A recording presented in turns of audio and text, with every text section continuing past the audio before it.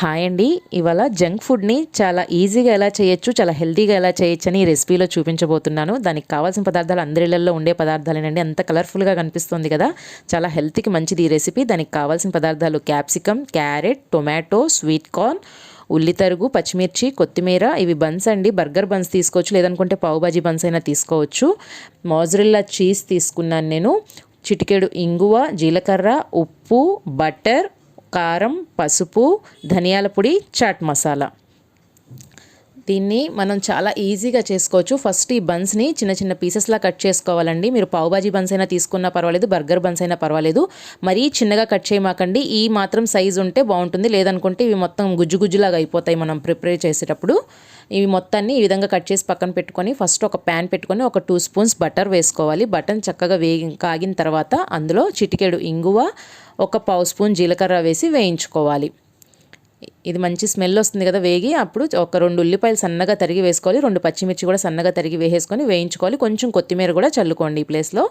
ఇది చక్కగా వేయించేసుకోవాలి. ఇది వేగిన తర్వాత బటర్ మంచి స్మెల్ వస్తూ ఉంటుంది. అందులో ఈ వెజ్జీస్ వేసేసుకోవాలండి. ఒక క్యారెట్, ఒక టొమాటో, ఒక క్యాప్సికమ్ సన్నగా తరిగి వేశాను. ఒక గుప్పెడు స్వీట్ కార్న్ వేశాను నేను. మా పిల్లలైతే ఇంట్లో నార్మల్గా ఈ వెజ్జీస్ తినమంటే అస్సలు తినరు. క్యారెట్, క్యాప్సికమ్ అయితే ముట్టుకోడు మా బాబు. చూసారు కదా, రుచికి సరిపడా ఉప్పు, ధనియాల పొడి, చాట్ మసాలా వేసేసి కొంచెం కారం కూడా వేసేసుకోవాలండి. ఇందులోనే కారం కావాలంటే తగ్గించుకోవచ్చు, పెంచుకోవచ్చు మన టేస్ట్ అకార్డింగ్. ఇదంతా వేసేసి సన్నటి సెగ మీద చక్కగా వేయించేసుకోండి.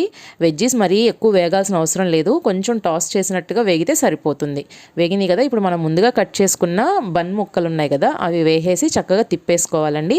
ఎక్కువ తిప్పాల్సిన అవసరం లేదు, ఎక్కువ తిప్పినా కూడా అవి గుజ్జు గుజ్జుగా అయిపోతాయి. ఒక్కసారి కలిపేసుకొని దాని మీద మనం చీజ్ అనేది స్ప్రెడ్ చేసుకుంటే అయిపోతుంది.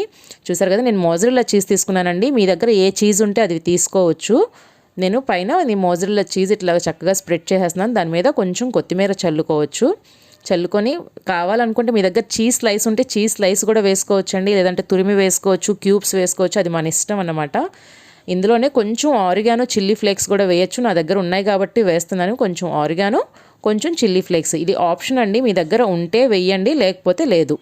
ఉన్న వాటితోనే ఈజీగా చేసుకోవచ్చు. మీరు అందరూ కూడా తప్పకుండా ట్రై చేయండి. పిల్లల చేత వెజ్జీస్ తినిపించవచ్చు. మూత పెట్టేసి 2 నిమిషాలు సన్నటి సెగ మీద పెడితే చీజ్ అనేది చక్కగా కరిగిపోతుంది. నా దగ్గర చీజ్ స్లైస్ కూడా ఉందండి, ఒక స్లైస్ పెడుతున్నాను. మా పిల్లలకి ఎక్స్ట్రా చీజ్ ఇష్టం కాబట్టి. నార్మల్గా బన్ తినమన్నా తినరు, వెజ్జీస్ తినమన్నా తినరు కదా. ఈ విధంగా చేసి పెట్టండి, తప్పకుండా తింటారు. రెడీ అయిపోయిందండి. ఇప్పుడు మనం దీన్ని చక్కగా సర్వ్ చేసుకోవచ్చు. చూడండి ఎంత చక్కగా ఉందో. ప్లీజ్ అండి, వీడియో నచ్చితే లైక్ చేయండి, షేర్ చేయండి, నా ఛానల్ని సబ్స్క్రైబ్ చేసుకోండి. ఈ విధంగా చూడండి, చూడటానికి ఎంత బాగుంది. పిల్లలందరికీ తప్పకుండా చేసి పెట్టండి.